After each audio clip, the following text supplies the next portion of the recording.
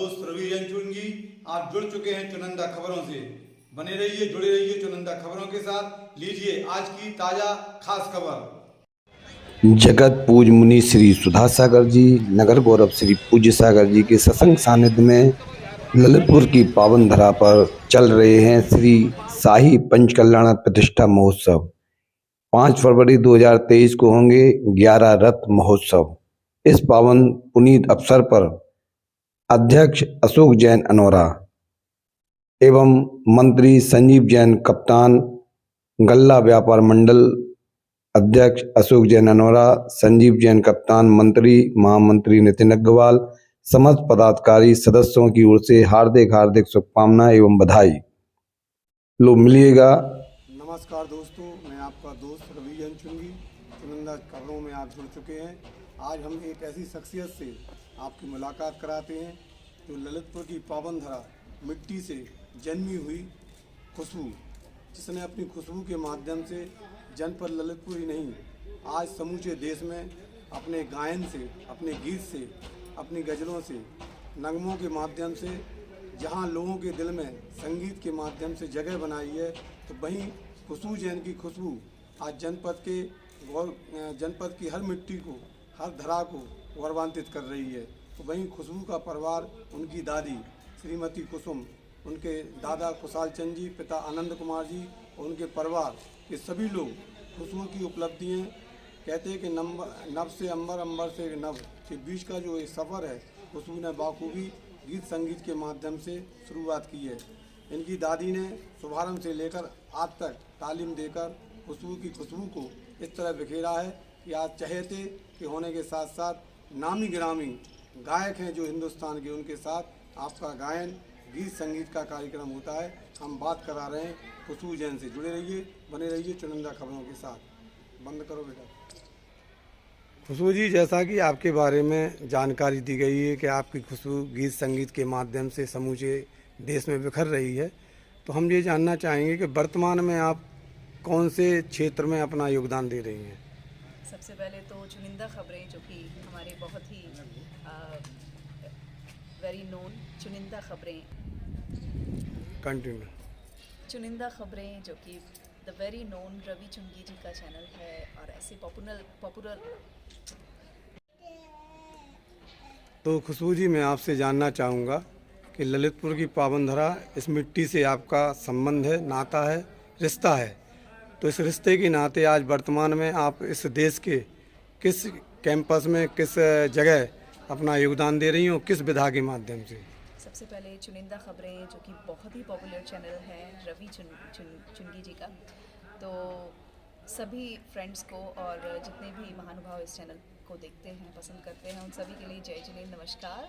और ललितपुर की बात करूंगी तो सबसे पहले कहूंगी कि I am so proud of to be a part of Lalit. I mean यहाँ पर मेरा जन्म हुआ है तो मुझे गर्व है, और सबसे बड़े गर्व की बात है कि मैं जैन हूँ, और जो कुछ भी हूँ उसका पहला पायदान के भूमिकार हैं मेरी दादी जी और मेरे दादाजी और पूरी परिवार। और जिस तरह की बताया गया है कि शुरुआत दादी जी से हुई है, वो मुझे मंदिर लेके जाते थे जब मैं बहुत छोटी थी। आई थिंक 3 साल की थी, सबसे पहला परफॉर्मेंस। और तब महावीर जयंती के दिन उन्होंने मुझे बहुत ही प्यारा भजन सिखाया, महावीरा ललना झूले हैं पन्ना। तो ये परफॉर्म किया, लोगों ने बहुत पसंद किया, प्रोत्साहित किया, और उस प्रोत्साहन से आगे बढ़कर इस तरह से महाराज के सामने मंगलाचरण करते हुए ललितपुर में जिस तरह से शुरुआत हुई। आप जैसे बॉम्बे पहुंचे तो कहाँ आपने तालीम ली, किस स्कूल में आपने इसको तालीम को आगे बढ़ाया?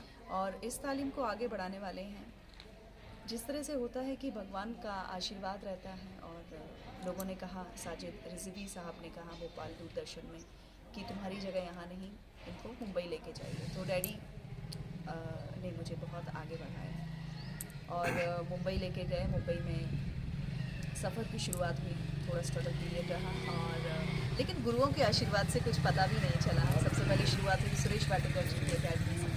सुरेश वाटिकर जी के यहाँ पर पढ़ाई भी और संगीत भी सीखा। फिर उसके बाद दादू श्री रविंद्र जैन जी, उनके यहाँ भी रिकॉर्डिंग्स और फिल्मों में सिंगिंग रही। एंड देन अभी जहाँ मैं 21 सालों से सीख रही हूँ वो है जगजीत सिंह जी का घराना, श्री गीता प्रेम जी हाँ। तो आज जो कुछ भी हूँ वो माता पिता और मेरी दादी दादाजी, पूरी फैमिली और गुरुओं का आशीर्वाद है और आप सभी की दुआएं हैं। सुना है कि आपको फिल्मी दुनिया और टीवी सीरियलों से ऑफ़र मिला, तो इस तरह की ऑफ़र को कहाँ तक आपने अंजाम दिया? जी बिल्कुल। सबसे पहली फिल्म रही है नेपाली फिल्म अपना छोटा सा घर होगा, उसमें मैंने गायन किया और उसके बाद इस तरह से प्लेबैक का सिलसिला शुरू हुआ और आज भी चल रहा है। नेपाली से लेकर ऐसे 14-15 भाषाएं हो चुकी हैं, कश्मीरी, नेपाली, तमिल, तेलुगु, उड़िया, बंगाली, इंग्लिश और मराठी, गुजराती, ऐसी बहुत सारी भाषाएं हैं। इन सब भाषाओं में फिल्मों में और एल्बम्स में भी गाने किए हैं। अभी लेटेस्ट फिल्म है वनश्री और इस तरह से 5 फिल्में लास्ट ईयर रिलीज़ हुई हैं। एक फिल्म अभी और आने वाली है उड़िया में, मम्मी वेट्स पापा। तो इस तरह से ये सिलसिला चलता रहेगा और मुझे बहुत अच्छा लगता है कि हर क्षेत्र में यानी कि हर फील्ड में गाना, लाइक गज़ल हो, भजन हो, फिल्म प्लेबैक हो। हमारा कहना है आपसे जी। कि वर्तमान में मोदी जी प्रधानमंत्री हैं देश के यस और भारतीय जनता पार्टी की सरकार है, जी वो संदेश देते हैं कि बेटी बचाओ और बेटी को पढ़ाओ। यस। तो इस संबंध में आप क्या कहेंगे, आप चूँकि किसी की बेटी हैं? हाँ जी, सबसे पहले तो मैं फ़ैन हूँ उनकी और गर्व है कि ऐसे प्रधानमंत्री हमारे देश के प्रधानमंत्री हैं जिनसे हमको, मुझे ही नहीं बल्कि हर बच्चे को सीखने को मिलता है। उनका पेशेंस लेवल और जिस तरह से वो स्ट्रैटेजी रखते हैं पॉजिटिव वे पे। तो उनका जो अभियान शुरू से अभी तक रहा है बेटी बचाओ के लिए और बेटियों के लिए इतना वो करते हैं, इतनी सोच है और हमेशा हर बड़ी बड़ी स्कूल्स हों, कॉलेजेस हों या सेमिनार्स हों, उन्होंने अलग से उन सब के लिए समझाने के लिए भी काफ़ी सारे इस तरह के इंस्ट्रक्शंस दिए हैं जो कि काबिल तारीफ़ है। वर्तमान में जो हमारे युवा कल्चर है, जो आपकी उम्र के हैं, वो वर्तमान में संगीत के प्रति उतनी रुचि नहीं रखते हैं। जी कहते हैं कि संगीत एक बेसुर और बेस्वाद वाला सिस्टम है, तो उनके उत्तर में आप क्या कहेंगे? देखिए, मैंने तो अभी तक नहीं सुना है क्योंकि संगीत के बिना दुनिया ही अधूरी है, क्योंकि ये प्राकृतिक है। जैसे प्रकृति के बिना सब कुछ अधूरा है, वैसे ही संगीत भी प्रकृति की देन है और ईश्वर तक पहुंचने का दूसरा माध्यम है। तो बिना संगीत के तो कुछ भी नहीं। और ऐसा कोई क्षण जिसको आप हमेशा याद रखती हूँ आपकी इस विधा क्षेत्र में यात्रा में? गुरुओं का और अपनों का आशीर्वाद जो कि हमेशा साथ रहता है और रहेगा। वर्तमान में जगत पूज मुनि श्री सुधा सागर के सानिध्य में चल रहे पंचकल्याण प्रतिष्ठा महोत्सव में आपका आगमन हुआ, तो गुरु का आशीर्वाद और इस आयोजन को देखने के प्रति आपकी क्या कहना है? आई हैव नो वर्ड्स, मैं डिस्क्राइब करने के लिए मेरे पास शब्द नहीं है कि अभी क्षेत्रपाल मंदिर जो कि अभिनंदन उदय जिस तरह से बना हुआ है वो अतुलनीय है, उसके कोई वर्णन ही नहीं किया जा सकता, इतना खूबसूरत बन रहा है। और जिन्होंने नहीं देखा है, मैं चाहती हूँ कि वो ज़रूर आएँ, ज़रूर देखें, ऐसा पुण्य लाभ लें। श्री अभिनंदन तीर्थ क्षेत्र में आपने क्या उपलब्धि देखी? देखिए, वैसे तो बहुत खूबसूरत है वहाँ की कलाकारी और 108 फीट का वहाँ पर सहस्त्र कूट जिनालय है जो कि आई थिंक मैंने कहीं और देखा ही नहीं, सिर्फ ललितपुर में ही। और उसी के साथ साथ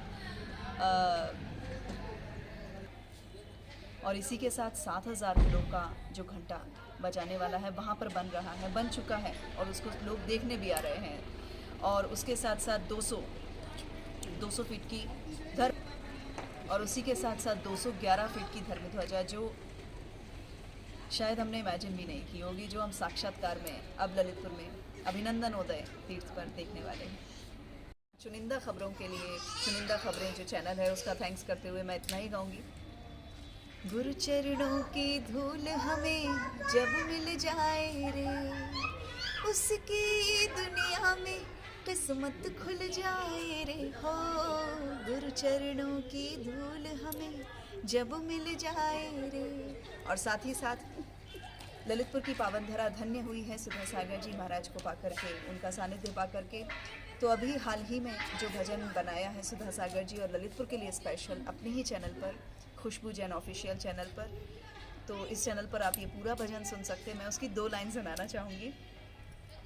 सुधा सागर जी गुरुवर हमारे, आचार्य विद्यासागर जी के शिष्य न्यारे, डूबती नैया के ये ही किनारे, इनको है सौ नमन हमारे, इनको है सौ नमन हमारे।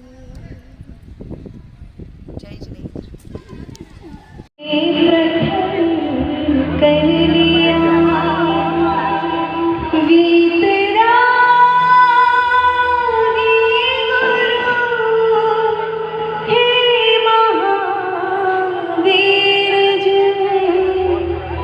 आपके दर्शन में विनम्र नमन, आपके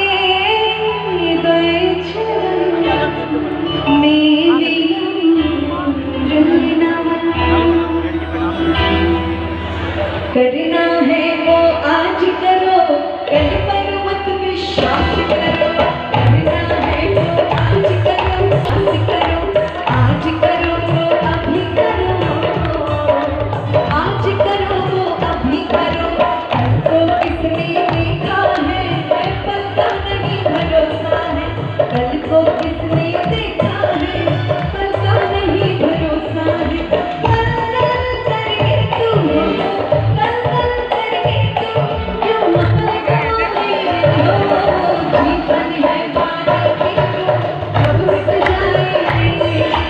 जीवन है पानी की बूंद, कब मिट जाएंगे।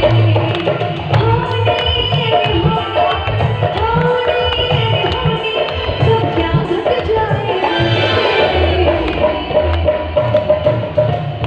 जीवन है पानी की बूंद, कब मिट जाएंगे।